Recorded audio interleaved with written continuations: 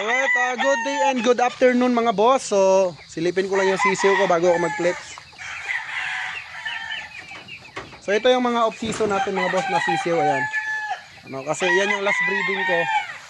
So, ayan sila. Ngayon mga boss, ipapasilip ko lang sa inyo yung tatlo kong nakita ngayon sa pag-iikot ko dito sa aking farm. So, meron akong tatlo na yun talaga yung... pag ako nagsiseleksyon ng broodcock mga boss or broodstag, yun talaga yung hinahanap ko. Yun yung timplada ng JTP, no? Yun yung timplada ko, lalong-lalo na kung sila ay 6 months pa lamang, tapos ganun na po yung tindigan nila. So mga boss, ito, saglit lang po ito kasi lahat po ng binablog ko ay automatic po na nasa-sold out agad kasi marami po tayong mga client na nag-aabang sa ating vlog at sa mga nilalabas nating mga breeding material. So ngayon kasi mga boss, kasagsagan po at ngayon po ang araw na magpi-prepared ka ng breeding material mo kasi malapit na po ang breeding season. Kailangan po October 15 meron na po tayong sisiw, no? Kasi malapit na talaga yung starting ng ating breeding season. So ngayon mga boss, ito i-introduce ko sa inyo yung ating mga palahi na pwede nyong gawing brood material mga boss. So ito mga boss, pag ito ginamit mo ito sa backyard mo, 100% mga boss, maganda po yung simula ng pagpapalahi mo, no? So marami din po tayong inahin kung gusto nyo or kung meron naman kayong yusin, walang problema. So dito sa GTP, yung may gusto lang ang ini-entertain natin.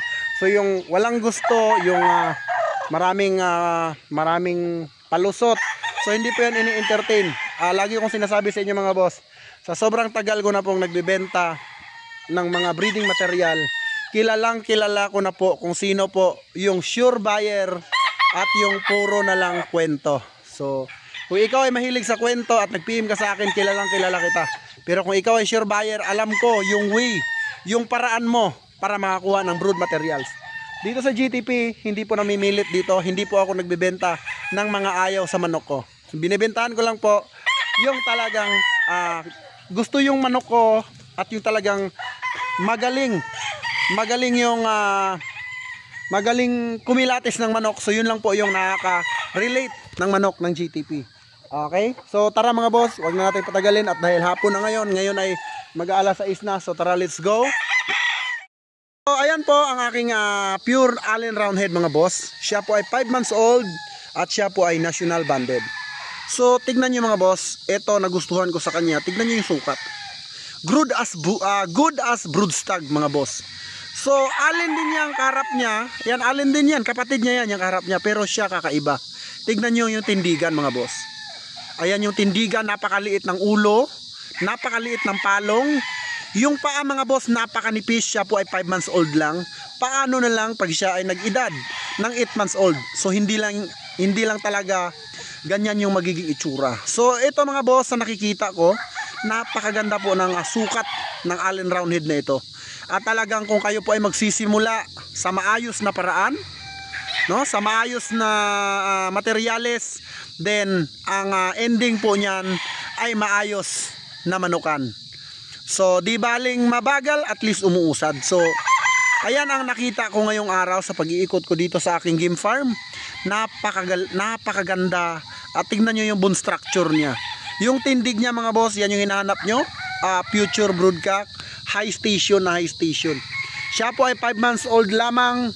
At siguro taglay nito yung talagang multiple at talino. Kasi ang liit ng ulo. So white pit po siya mga boss. At ayun, screenshot mo na agad, okay? So next naman, papakita ko sa inyo. Okay mga boss, TP number 21. Isa po itong pure Boston Roundhead F1 Martin Esculin. So ayan mga boss, tignan nyo yung itsura. Ay, itong mga pinapakita ko sa inyo mga boss, ito po yung timplada ko bilang isang breeder, no? Sa larangan ng pagmamanok. So ito yung mga manok na gustong gusto ko. So ngayon ko lang po nakita yung postura nito kasi ngayon lang po sila tumapang, no? So ayan po, grabe yung palong, napakaliit.